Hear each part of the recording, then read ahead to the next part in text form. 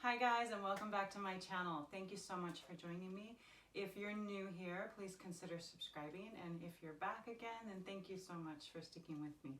I really appreciate it. Today I'm going to be talking about Whole30. I'm sure you've heard about it. It's been all over the internet. It's quite a sensation. I did the Whole30.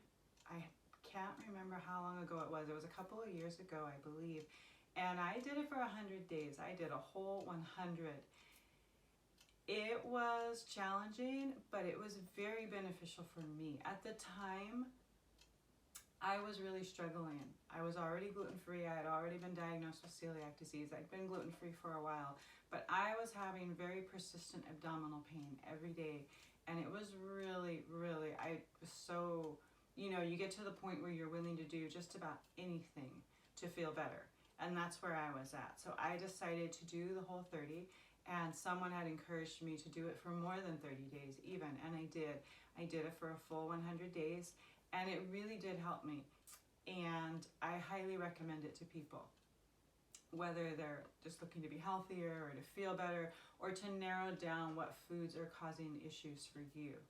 So it is a really good diet. I want to share some books with you. So this is the original Whole30 book. It goes over the whole diet, how you follow it and what you do, and it has some recipes in the back. It has some really good recipes that we use all the time, especially the meatballs. We make chicken or turkey meatballs all the time. My son loves them. I love them. That's kind of a regular thing in our house. We'll be making another batch soon. There's also the Whole30 cookbook. I don't reach for this one as often. It's kind of more elaborate cooking, longer list of ingredients and a little more. This is more if you have like a special occasion or more time to devote to your cooking. I do love cooking like fancier stuff. I mean, it's not super fancy. It's not like super simple, which is kind of my everyday mode most of the time because we're busy. Life is busy. So if you're really busy, this might not be the book for you. I have seen people complain about that, and I find that I don't reach for it as often as the others, but it's still a really great book. This is the Whole30 Fast and Easy book. I reach for this book quite often. This is more like my everyday style because during the week we are busy. I know I'm a stay-at-home mom, I'm a homeschool mom, but I'm busy. I'm still having all my responsibilities plus schooling my kid, and my kid does karate like 4 to 5 days a week in the evenings, so that really interrupts my cooking time for dinner. And so for that reason, I can't do big, elaborate, lengthy dishes all the time. That's like a once or twice a week, maybe. But most of the time, I'm looking for quick and easy stuff, and this is my go-to book. There is also an amazing Alfredo sauce recipe in here that we just love. And yes, it's dairy-free, gluten-free, and it's amazing. So I highly recommend this book. This is the Whole30 slow cooker book, and I do love using my slow cooker.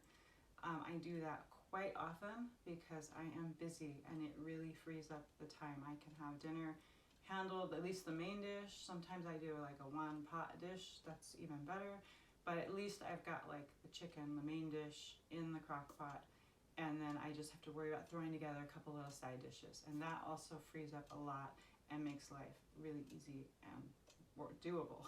So I really highly recommend this book as well. There is a new one coming out from Whole30. I will try to find a picture of that and insert it. And I haven't, you can pre-order it now on Amazon. I haven't pre-ordered it yet, but I'm planning to soon because so far I love all their recipes, and so I'm really looking forward to having more recipes from them.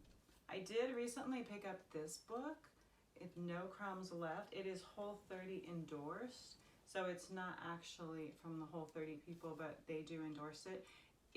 There are a couple of recipes that aren't strict Whole30, so it's like, I would say Whole30-ish, but most of it is strict Whole30. But that's really how I live my life now. I did my whole 100, and I don't follow it strictly anymore. I learned what I needed to learn, and I allow myself with the food freedom that they talk about.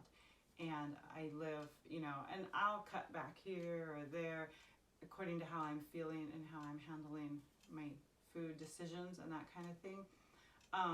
But I'm basically consider myself Whole30-ish. So, and this book fits that really, really well. It is a really great book, so I highly recommend this one as well. So I forgot to mention in my last video that I started an Instagram account that goes along with this account here, and it is the No Gluten Zone. I'll tag it down in the description box, and I'll also have links for all these books down in the description box, as well as the new one that you can pre-order. I hope if you start your Whole30 journey, please share with me. Most of my recipes that I put on Instagram, you know, I'll have hashtag Whole30 or Whole30-ish, and that's basically, I consider myself Whole30-ish, and it's a great way to eat. I will add one more comment on cookbooks. I did pick up another book recently. I don't know if I should actually name it and show it because I don't want to bash anybody, but it was highly recommended. It's actually a vegan book. I'm not vegan, but it was recommended because it's a quick and easy book that says it uses 8 or less ingredients for every recipe, and several people I know were raving about it, and a lot of them aren't vegan either, but it's okay to eat meatless meals here and there. That's good, and you can easily add in, you know, meat or egg or, you know, some kind of protein source there that's not vegan. You can add it to the recipes, but I found a lot of the ingredients are things that you can't get gluten-free, even though she's saying the recipes are gluten-free, or it's hard to find them gluten-free.